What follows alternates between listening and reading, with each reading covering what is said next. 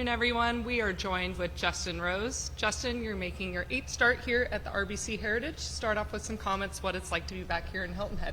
Yeah, I think always loved being back here in Hilton Head. I think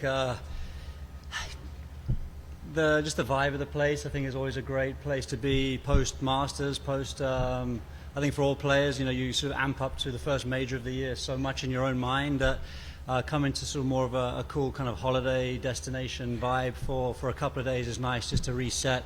But clearly big tournament ahead for all of us, a lot of opportunity this week. Again, signature event, a lot on the line. So I think about now everyone starts to then get focused with the job at hand. But yeah, I really enjoy my time here. Coming off an exciting week last week, what do you do to kind of turn the page after finishing runner-up at the Masters? Yeah, I mean, I think it's definitely been one to process a little bit. It was a lot. There was a lot going on Sunday. It was obviously a huge opportunity for me at the very end. But to give myself that opportunity, I played some incredible golf, and it was one of the most fun days I've ever had on a golf course. I felt like mindset-wise at the start of the day, would said probably starting 7 back. Wasn't really thinking about winning the tournament. Was thinking about what it means to play at Augusta on a Sunday, and it's a very special day no matter what.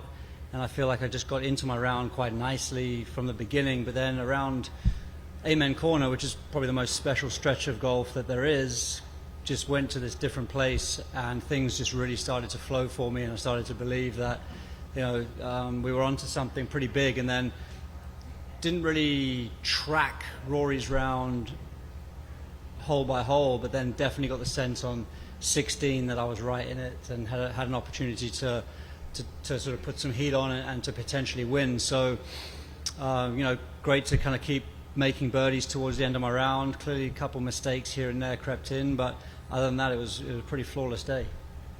Perfect. We'll go ahead and open up with questions. We'll start off with Ron. Justin, guessing you drove down here Monday. What was that like, or what was Monday like? Reflective, balance, and sort of excitement about how you played and with what got away, or what was it like? Yeah, mixed emotions for sure. And that's probably a lot of outpouring from people with a lot of positive comments, coming at me. So I think trying to absorb that, trying to absorb the week, but at the same time looking at my phone and just wishing there was a different message there. A lot of sort of heartfelt commiserations and things like that.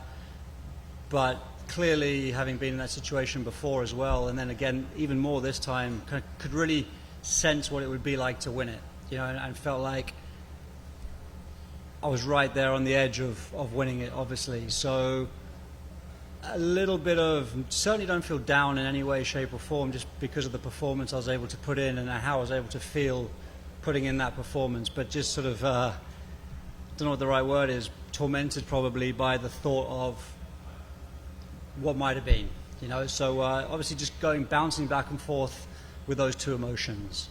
So, but certainly I think no regrets, right? You can lose a golf tournament and there's a million of things that you think, I should have done this differently. There's not really much I can look back and go, should have done that differently on the day. So it's more just like wish it had added up to a different result rather than wish I'd have done things differently. Doug? Just on that, Justin, having been through this before. Sorry, step away, thanks. Having been through this before, and frankly losing to a friend, as you look back on 17, how did it process the rest of the year? Did it linger? Were you able to put it away ever, or did it stick with you? Yeah, good question. I would say it lingered for a month, 2017. But I think it also spurred me on, if I look back historically, to play my best golf. 2017 August-ish through to the end of 18 is probably the most consistently good golf that I've ever played, and obviously culminated in me getting to world number 1 and things like that. So I certainly took that loss and my career went forward. So obviously I was a little bit more in the prime of my career around that time, or you could argue more prime. But I don't see any reason why that can't be the same this time around. I'm working well, I'm working hard, I'm feeling good about my game, I'm feeling like, I've been saying all year that my good is good. I just got to kind of make sure that I'm playing consistently well enough to give myself those opportunities, because obviously majors come around fairly rarely, only 4 times a year, so you do need a level of consistency in your game to continue to create those opportunities to win. But yeah, I mean, the last 2 majors I've been right there and been beaten by the top players in the world at the peak of their game. So, but on both occasions I felt like I've stepped up, I've hit the shots, I've played well, I felt great, and I'm doing the right things to win. So I just got to keep the level high enough to keep creating those opportunities. We have Alex in the very back. Justin, Rory said in his press conference on Sunday after he won that he was glad to see 2 Europeans in the playoff, obviously alluding to the Ryder Cup. Outside of the money that you won last week and whatever else was involved, you moved up considerably both in Ryder Cup and in world rankings. Can you just talk about, even though it's still early, can you just talk about the importance of seeing European names on top of those, top of these leaderboards lately, and how much that might mean when you get to September and Bethpage? Yeah, obviously it's been noticed this year amongst us, the Europeans, that we're playing well. There's a lot of guys really contending for tournaments. There's a lot of guys playing some good golf, and that's great to see. It's great to see that the boys are really adapting to the PGA Tour, even some of the newer guys, and beginning to sort of week in, week out put up good performances. Obviously, from a winning point of view, yeah, Rory's obviously had a great start to the year. His name's been up there a lot. Sepp Straka winning, things like that. Like, it's been good to see, but I don't know if it matters right now. Ryder Cup is a long way away. I think there's good energy around our team and what we're sort of trying to gear up for. By no means do we sort of underestimate the task at hand. I think going to New York, we all know what a challenge that's going to be, and I think we all know that it's going to have to be a fully firing European team to have a chance there. So far so good, though, for sure. Like, there's definitely good form amongst the boys, but you can only hope that that continues into the months that matter right before the Ryder Cup. But I think on track. I think if I was Luke Donald right now, I'd be looking at my team going, okay, the boys are, everything's according to plan at this present moment in time. Moving over to the left side, we have Paul. Hey, Justin. Wondering, before you won the U.S. Open in 2013, you had 6 years of solid results, and just wondering if you had put any mental burden on yourself beforehand to kind of, when is it going to be my time? Am I going to do this? And if that changed after you won? Yeah, I think there was definitely a sort of a shift in, there was a nice progression in my career around that time. I think it was 2010 I won on the PGA Tour, 2011 I won a playoff event, 2012 I won a World Golf Championship event. So I kind of told myself, or sold myself on that story, that next stop, major championship. That's kind of the way it was going. It was quite a linear progression from that point of view. And then 2013 came along, and fortunate enough to knock off Merion. But I kind of knew that there's sort of the other side narrative I had with myself was, let's call it age 30 to 40, 10 years, I was going to play 40 major championships, and I was going to create opportunities in that 40. So when my first opportunity came around, don't strangle it. Like I even said that last week, like, when you have the opportunity to win in these events that really can move the needle on your career, you got to just also let it happen. So I think that's what I did a great job of at Merion. I kind of was very process driven all week, because I knew that I was going to have other opportunities in the future as well. So obviously, yeah, I think since then I've had it's racking up too many seconds than I care to think about now, but I'm still creating opportunities. You can't skip throughout your career without a little heartache here and there. But I've had the luck go my way on occasion as well, and hope that if I can keep doing what I'm doing, get that little bit of luck to get across the line again. And just to follow on that, sometimes when we see someone break through with a first major, mentally it frees them up. They feel like they can be more themselves publicly. They can kind of just live in it a little bit more. Did that happen at all for you? I mean, I think so. I was very grateful to have won a major, because I also realized how many great players had not won major championships, So when I had that box checked, I was like, okay, great, we can now use this. That's definitely the mindset. It's like you can use this to free yourself up and hopefully be the catalyst to winning more and winning them more easily. once that monkey's off the back. So, yeah, even in my situation now, I take that loss pretty badly. Yesterday is tough, but had I not won a major, that would have been even more brutal, no doubt about it. So, yes, it is a great thing to have already achieved, and it's a good thing in every other major championship you play, yeah, 100%. But you do look at the majors each individually, as Rory did. The Masters was elusive, even though he was 5-time major champion, or four. That was the one that mattered, But listen, I was a stone's throw away from winning the Open, winning the Masters. I'd have been going for a Grand Slam at the PGA. It's like that. It can be that close. And I've got to believe that. And, I'm close to kind of some seriously good stuff, yeah. And we're going to go back to Doug. What are you thinking about this week? How do you think you're going to perform? I was just looking back at 17. I think you're off for a month after that last Masters. Are you happy to be here? That's a terrible question, sorry. A month off. Yeah, I'll probably. No, I'm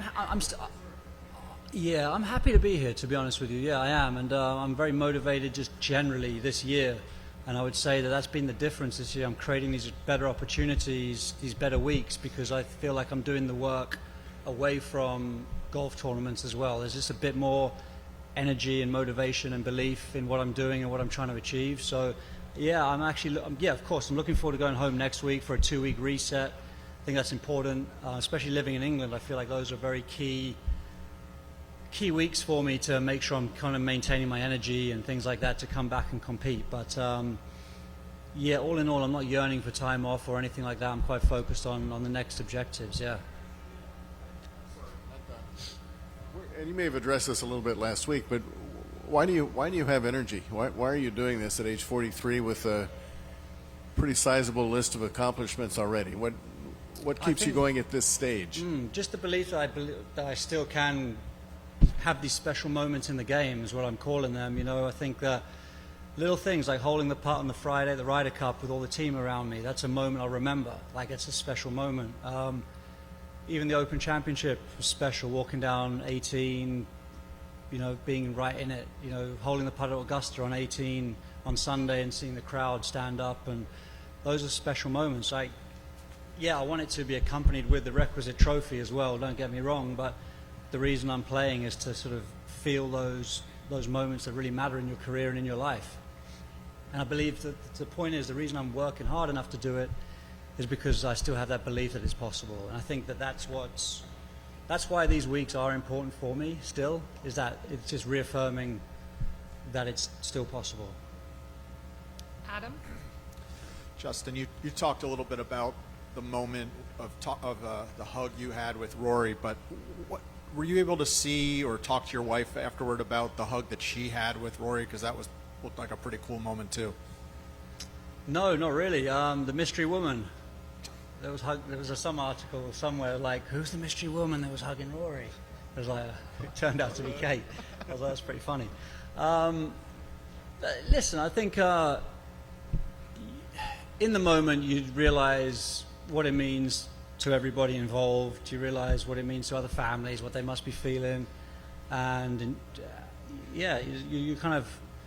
you're a part of the moment, you're a part of the story, you're a part of all of the energy that's going on in that moment. So I think that's what happens. You embrace that connection that you have with everybody and all that's going on in the moment. So no, I don't know what she said to him. I think no, I don't think that was discussion worthy or anything, to be honest. But have you ever had a hug like that in golf with a competitor? I got a great hug from Tommy Fleetwood when I walked off 18 on Sunday. Meant a lot. It's not always about the result. It's about how someone can make you feel or what they say and stuff like that. So, but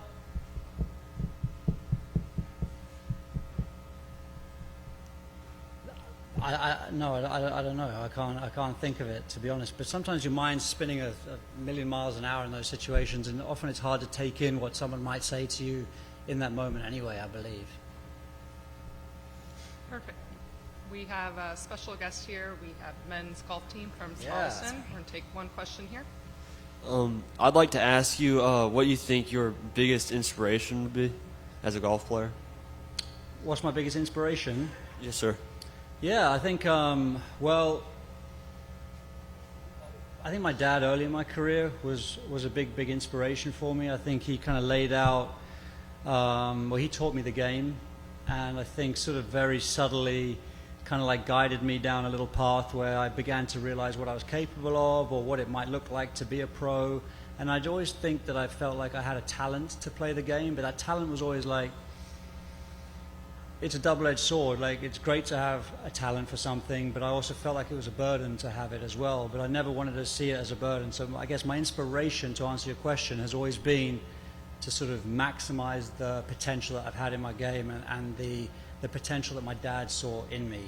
So not waste it, squander it, not sort of, yeah, put in the requisite work, put in the work that's required to make talent worth it, or to make your ability shine through. So I guess that's been my inspiration. It's just like getting the most out of yourself. Perfect. That's all the questions we have. Justin, thank you for the time. Thank you.